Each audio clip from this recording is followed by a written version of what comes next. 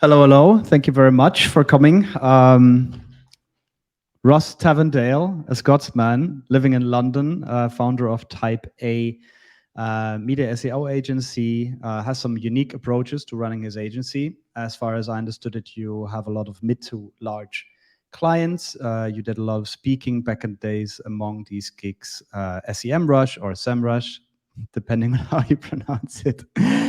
So, well, you were we met at SEO on the beach in La Manga in Spain, of all places. It's a unique SEO conference that happens at the beach. So we ran into each other, and you seemed like a really not only a great SEO or have a good story to tell with regards to your agency, but also, well, it's a big word, but a deep thinker, interesting guy. So I really wanted to make sure to get you on here and ask you some questions that I wanted to ask you myself for a long time. So yeah, I'm sure I missed a lot of things. You're free to add to the picture. But what I'm really interested in, yes, is how did you? That's it. You've nailed it. That's a perfect introduction. I'd be a terrible invitee to a pub quiz because I literally only know about SEO because it's all I've done for my entire adult life. I know about how to escape Glasgow as well. Those are my two mastermind questions, but that's Very it. well, especially the latter is a really valid skill nowadays with this weather and the rain. Yeah. So I would be really interested, man. Like, how did you start out? And I heard some stories actually. There was a talk of you being in a very little box starting out, a metal box. Maybe you can add some color to this. Some Glasgow SEO told me. And yeah, how Yeah. did you start out, and where did you get to where you are today? Because, well, you started from zero, and super interesting. Would love to hear it. Yeah, I started from 0, now I'm at 0.1. So the metal box, as you're alluding to, was the first office we had in London, which was a shipping container. So it's actually the middle of the story. I actually started out doing freelancing in Edinburgh. It was my old creative director, Gav Gordon Rogers and Gemma Butler, who I love dearly to this day, referred me to work for a football club, a Premiership football club in England, doing some of their site migration stuff. Realized that would pay me more than my salary at Digitas LBI, wonderful agency. Really had some of my favorite memories from there. And then started getting lots and lots of clients. And then because the Scottish government are essentially socialist, they paid for two of my employees as long as I hired them from the university. So I had six Oh, wow. months of two employees' salary. I didn't really need them, but I was ambitious. So I thought I could use two people, someone to make the tea, you know? And it Of started course. from there. And then I bought into this company down in London. Bought in sounds very fancy. It was either buy a house in Scotland, which is like a tenner, or um, buy into this agency. And that's what I did. And that's how I kind of leapfrogged into the world of London. Didn't work out. I fell out with the owner pretty quickly. He put me through the forfeiture process as a director, so he attempted to have me struck off, which is a conversation I'm happy to have if you're interested. And then out of the Mhm. ashes of that, Type A was born, and here we are, 4.5 years later. Um, Quite a considerable size, motoring along, getting some pretty decent clients, some on the Fortune 500, but mostly kind of national brands in the UK and mid-sized businesses. Awesome. So what would you tell yourself if you went back to the very start or a couple of years ago with your knowledge from today, telling yourself, yeah, giving yourself some advice? I think it would be just to back yourself and do what you think is right. Um, I'm really into Ralph Waldo Emerson and Thoreau Mhm. and all of this like self-reliance Walden, stuff. Yeah, yeah, exactly. of course. Um, and I love the idea of self-reliance, but that actually really damaged me because if you're so self-reliant, you don't really have anyone to talk to or reach out to for advice or any mentor. It's basically just you and what you think, and you got to be careful not to get involved in this kind of negative cyclical thinking. So going through all of that, I would say just do what you think is right. And if I could really go back, I'm really annoyed at myself because really only in the last 3 years I've started to read properly and like really dedicate myself to consuming a lot of information. But then I think, God, I've been able to read for 20 plus years, like, and I've just really started. So I'm really annoyed at myself that, if I read 2 books a month until I die, that's only 2,500 out of millions of great things that, I've. So I would say that read more and just do what you think is right. Would you think read business literature or some other literature like philosophy? I don't know. Definitely philosophy. Definitely philosophy. I just think it's so comforting to see things that are 2, 3, 4,000 years old, and they're saying the exact same thing that we're seeing now. Human problems have not changed. I mean, the way in which they manifest has changed. Problems arise on phones instead of, in the cave, but That's it's the the whole same notion of issues. that's the whole notion of Nassim Taleb, right? He lives according to the Lindy effect, something that has been around for a long time is really good. So I think he doesn't even eat modern apples, but only the sour ones that you get from Greece or something because they're kind of modified. But I think so. Yeah, I mean, these are theories that stood the test of time. So actually, this is a question that I had at the very end, but and I think this question has never been asked in the history of SEO interviews. But what kind of books would you recommend for somebody working in SEO to? Yeah, I mean, So mostly from the philosophical side. Yeah. Yeah, I made the real mistake of going right into it. So I thought, right, I need to learn philosophy and I need to learn psychology. So you're getting Nietzsche's "Thus Spoke Zarathustra" and like all Oh, like that's a bad very one. heavy. It's just heavy, right? It's too much to go from I don't read to that. You're like, this is shit. Then you feel terrible because you're like, am I an idiot? Oh, and this horrible cycle of thinking starts happening. So what I would actually say is get the pop business and pop philosophy stuff first and allow that to kind of introduce you to it. Think of it like if you're really interested in jazz, but you don't want to go straight into like Miles Davis or something like that, you want to get yourself in a bit slower with some modern stuff, then look at their influences. Because to be honest with you, all of this stuff goes back to the Greeks. Like it 9 times out of 10 is just like something that Plato said or a version thereof. It's like SEO Um, content. It's mostly duplicate. right, exactly. That's a great example. But in terms of the things to read, so just look at what's in the kind of top 100 with regards to New York Times. From for philosophy, I really love Ryan Holiday and all the stuff that Mhm. he does with the Daily Stoic. I think that's very good. Um, I'm a big fan of Stephen Pressfield, The War of Art. He's got a bunch of new stuff out. Mhm. I would start there as well. Um, and then once you're ready, go to something nice and light. Seneca on the shortness of life, or Letters to a Stoic. It reads pretty modern. I would look at Meditations, Marcus Aurelius. That's a really easy one. That gives me a lot of Yeah, like it makes me feel better when I read it. The most it's powerful stuck man half. that most powerful man that exists in the world. And he's like, should I get up in the morning or not? Like, it's a phenomenal, and it's really small little bits as well. Anything less philosophy, Dostoevsky, I would get right into that. Um, yeah, there's so much. It's so hard to say where to start with that stuff. But I would say if you don't like a book, put it down, stop reading it, get another one, and just keep doing that 100%. until you get something you like. Life's too short.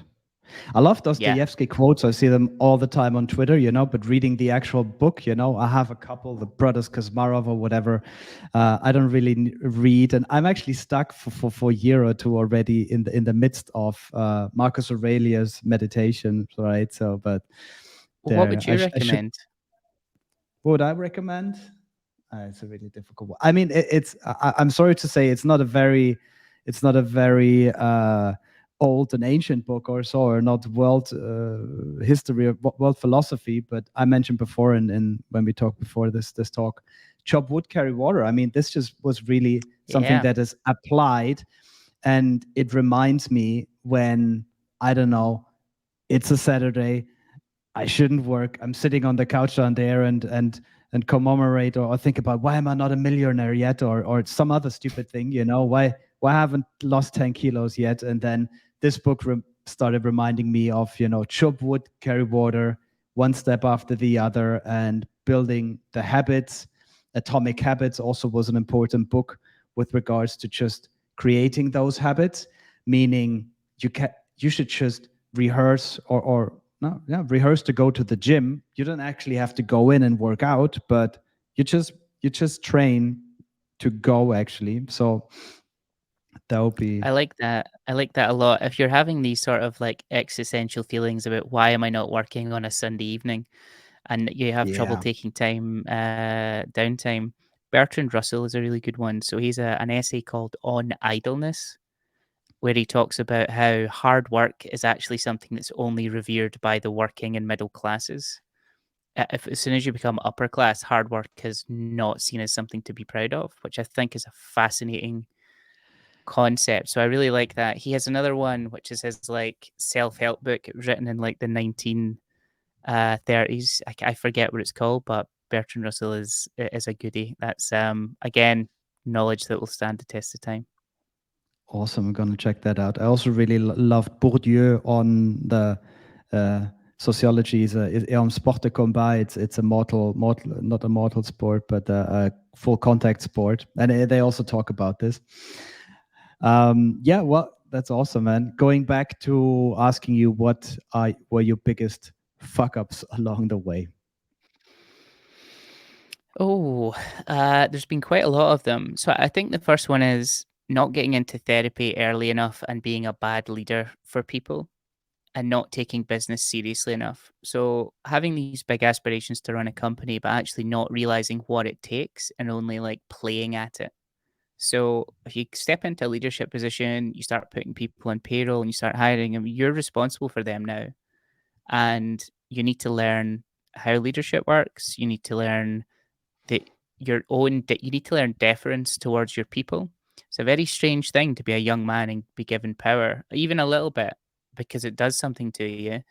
And then, in my first couple of years of running an agency, we would we would sell and sell and sell, and I'd lose 30% of my entire customer base every year. It's exhausting.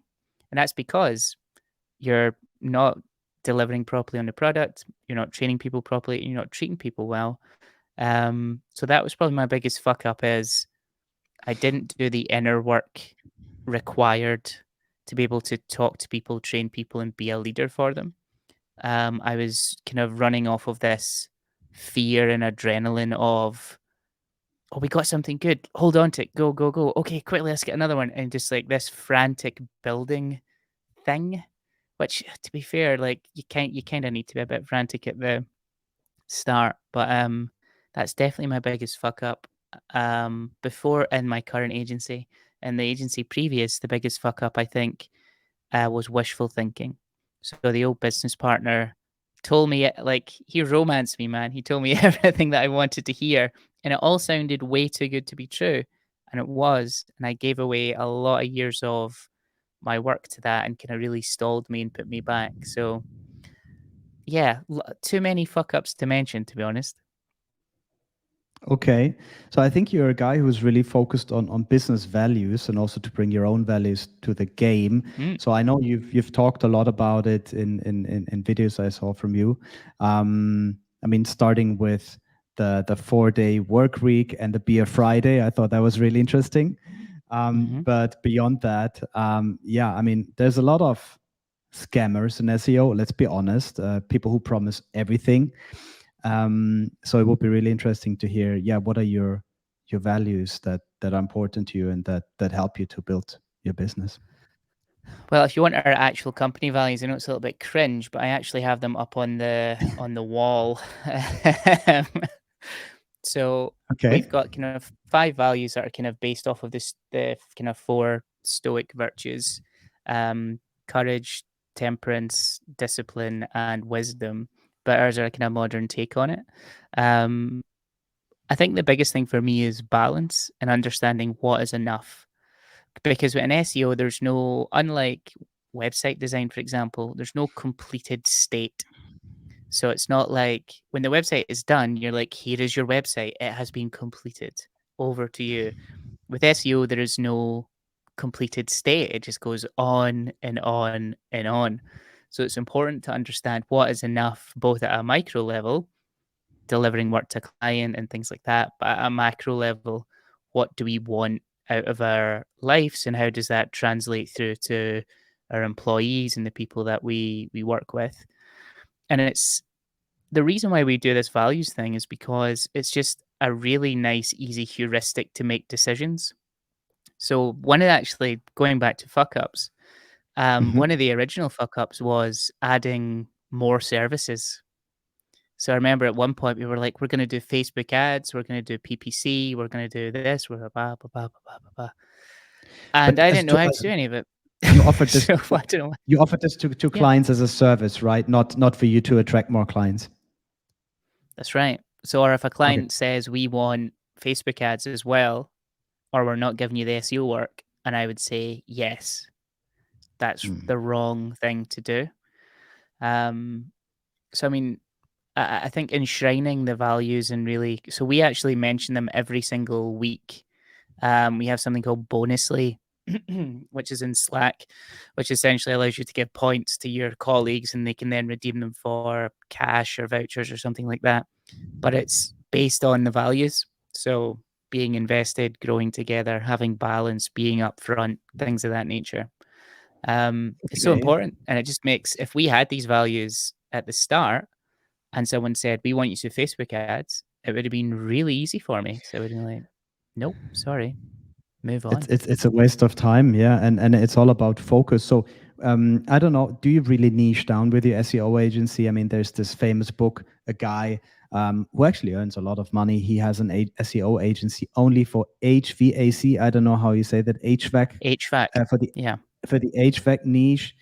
I think, yeah, it's a little extreme, but it would be interesting to hear your take on it, and if you kind of accept all clients from all niches as soon as they're of a certain size, or yeah.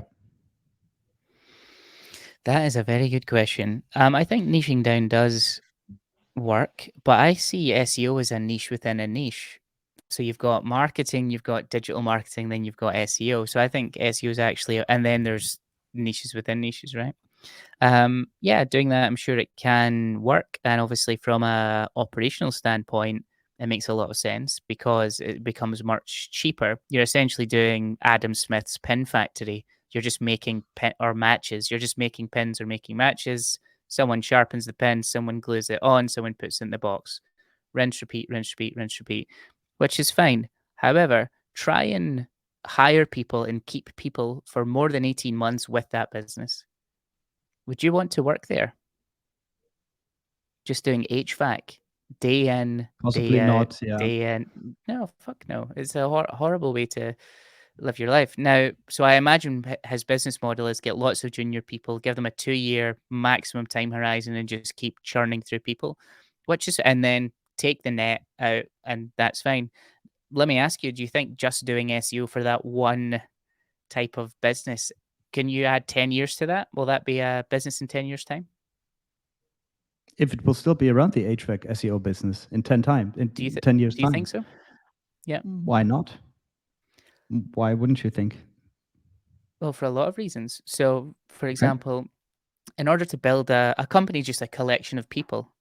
And in order to build some level of stability, you need the same people there for a long period of time. So even if you get the leadership team there for 10 years, like I've been running Type A now for about 4 years. And previously we've done the agency that I was put through forfeiture on for about 3. I'm already getting quite fed up some days. And I do lots of different clients. So doing the same thing over and over and over again, there's no challenge to it. There's no creativity to it. And now this guy that runs this business might disagree with me and he might say, no, but restriction creates creativity. And that's where the true creativity is born. And to an extent, I agree with that concept. But I just think that there's all the thinking and all the joy is removed when it's that proceduralized. Yeah. Okay, I get that. So how do you attract clients? How did you start, and how do you get them today? And what would you do if you had the knowledge from today and you would start out again to attract clients and also to attract the right clients? And maybe as a second question is, are there clients you wouldn't work with for some reasons? Yeah, there's definitely clients we wouldn't work with, and we regularly turn clients away, and it's not just because they don't have the money to spend, it's because they're in the wrong niche for us, and we don't want to put our people um, through that sort of thing. It maybe doesn't align with our values. There's been times where we'll get on a call and we'll meet the CMO, and he's just like horrifically bad to talk to in the first instance, and Mm. we'll move on from that. But we work with most people, to be honest. And what was it? I've lost my train of thought. What was that original question, Second Andreas? one was no, how to attract clients. Clients. How did you historically get them? I mean, you mentioned you were recommended to this football club, if I'm not mistaken. Then you suddenly got a lot of clients. Was it all word of mouth, or do you actively advertise? And Yep. So the secret of getting all my clients at the start was I left LBI as a senior account manager in my mid to late 20s. And then a couple of years later, all my colleagues left and moved in house and became heads of digital, heads of e commerce. So just the fact that I was in that place and I aged up with them, they're like, we need an SEO agency. Who do we know? Oh, we know Ross. We trust Ross because he was the nerd at work that loved this stuff. Mhm. So there was that word of mouth. I think just getting people results was a big deal. And I think because at the start we offered mid level businesses very high touch consulting stuff, because I came from Digitas LBI is like big, massive brand. So it's closer to a consultancy like a McKinsey than it is to an SEO agency. Mhm. So you're able to have this really nice hybrid approach, and they really enjoyed that kind of service because most SEO agencies are a delivery business, not a thinking business. So that's how we got. That's how we held a lot of clients. Lead generation wise, do your own SEO. It definitely works. The lead value is a little lower. Just heads up. SEO But London. well, it's a little generic. It's a little generic, but I'm sure there's some stuff that comes through that. Um, no, what I would say is actually it was the social media work that we did, the content marketing that we did, and also the partnerships as well. So we had partnerships with Mhm. SEMrush in 2018-19, where I done a lot of their video content, a lot of webinars. I need to thank Craig Campbell for that. He was my original introduction to that and massively helped. He's just a I don't think he gets enough credit in the industry of like how much he gives and helps people. So he was amazing. He really was my champion in that regard. Speaking, although I don't really like to do it too much, Mhm. speaking at conferences was huge. There's a bunch of direct clients that we got from speaking at conferences. And the big one was really social media. We had a show called The Canonical Chronicle, the weekly meme Mhm. infused SEO news that stops your rankings from tanking. Okay. That was like, we put that out every week. We also had a weekly wisdom with SEMrush, and we also had something called This Agency Life. So I was just making video. It was actually video and just pumping it out constantly, and then being very smart with Facebook and LinkedIn ads to push it to the right people, and that allowed us Mhm. to get and also our average order value. So our typical kind of client size in the year, about a 4K British pounds is about our average size. So it's not massive. It's not these insane numbers that everyone thinks SEO agencies do. But that's a really good annual payout. So you can afford to spend quite a bit on advertising to convert that, as long as your cash flow is good. So that was the lead gen, really, mostly video and Mhm. mostly social media, kind It's of boosted up with interesting some advertising. because on LinkedIn apparently video is the thing that works the least. Um, But what would you say, like when you start making videos and everything, when could you see traction after like 6 months, a year?